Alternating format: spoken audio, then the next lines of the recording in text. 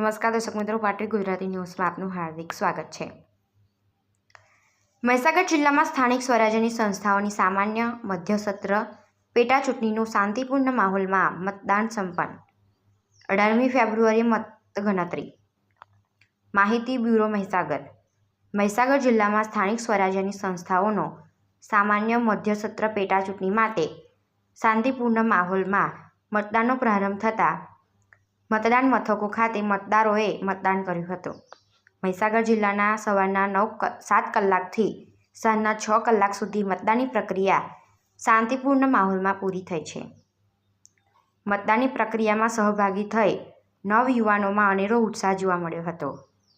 ચૂંટણીમાં આપના મતાધિકારનો ઉપયોગ કરવો અને લોકશાહીને મજબૂત બનાવવી જોઈએ એમ મહીસાગર જિલ્લાના જાગૃત યુવાનો એક સૂરે જણાવ્યું હતું। સાથે વૃદ્ધ મતદાતાઓ પાછળ ન રહેતા વૃદ્ધ વયે મતદાન કરવા માટે આવી દેશની લોકશાહી માટે ખૂબ સારી વાત કહી શકાય। મહીસાગર જિલ્લાના લુણાવાડા નગરપાલિકામાં કુલ 20,003 મતદારોએ મતદાન કર્યું હતું। તે સાથે 59.93% મતદાનની ટકાવારી નોંધાઈ હતી।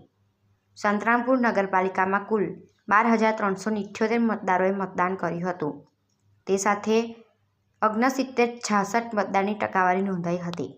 બાલાસિનોર નગરપાલિકામાં 16,802 મતદારોએ મતદાન કર્યું છે અને 64.83% મતદાનની ટકાવારી નોંધાઈ હતી અને કનોડ તાલુકા પંચાયત પેટા ચૂંટણીમાં 2,277 મતદારોએ મતદાન કર્યું હતું। તે સાથે 63.50% મતદાનની ટકાવારી નોંધાઈ હતી।